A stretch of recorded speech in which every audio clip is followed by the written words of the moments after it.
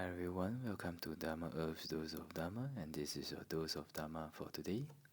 So, in the previous talk, we talked about learning, whether you're little learning or much learning, and then also whether one has practiced the Dharma that they have learned or whether they have not.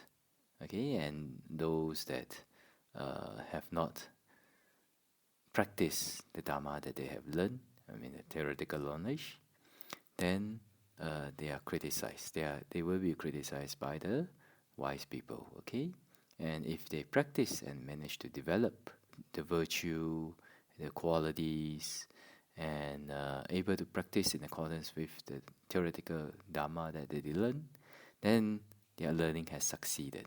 Right. So over here, like today, we gonna talk about practically. Practically. So in reality, some of us, we in different countries and with different people and different inclinations. Some people may just be contented with learning little. Some people may just be contented with. Some people may want to study a lot. Okay, so whether they study a lot or whether they study a little bit, from this sutta we understand that we should not despise those that learn little, right? Because sometimes people will criticize, oh, why do you learn so little? You should learn more. Oh, you should learn this, you should learn that. But sometimes, people are just contented enough to develop their mind. And sometimes it's because of the language barrier, or maybe they are not so good in studies. But even though they may not be good in studies, but some people, they are good in meditation because their mind is very, very simple. So from this sutta, we can also understand that we should protect our mind and do not despise. Actually, we should not try to despise anyone, whether one has little learning or whether one is highly learned. So try not to despise them, but rather we look at the quality, at the content of their character and their practice.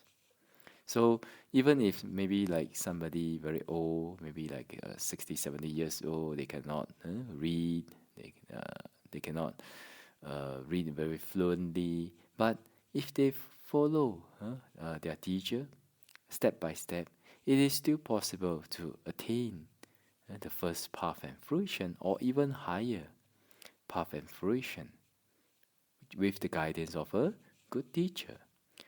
So when we understand that, then what is there to despise others about? Right? And if we despise others, then our thoughts will be affected by ego, because there's comparison and we think that we are better than other people. Then there may be ego involved in there. So, and then, but, like if people, if other people, if they do not learn much, but their practice is very well, they may attain jhanas. They may be practicing vipassana, penetrating the ultimate reality of life. And some of them, they may even be noble people.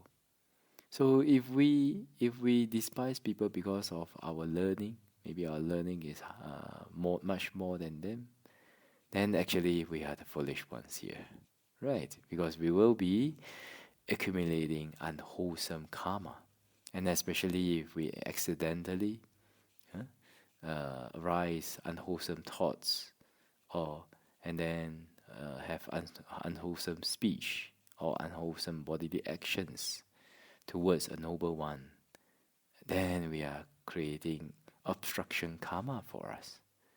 It will be very difficult for you to attain path and fruition this life unless you ask for forgiveness from that noble person. All right? Yeah. So when we are in a Buddhist community, let's try to have just loving kindness, compassion, sympathetic joy, and equanimity towards all other brothers and sisters in the Dharma. And if you learn more, and if people are willing to listen to you, you can share and give that Dharma Dana. So beautiful. If you learn little and you're contented with it, and you have a teacher to continue guiding you for your purification, for the attainment of path and fruition, yes, then it's also okay. But if we have little learning and if we do not practice in accordance with Dharma, we do not try to upgrade our practice, then we may be criticized on both counts, right?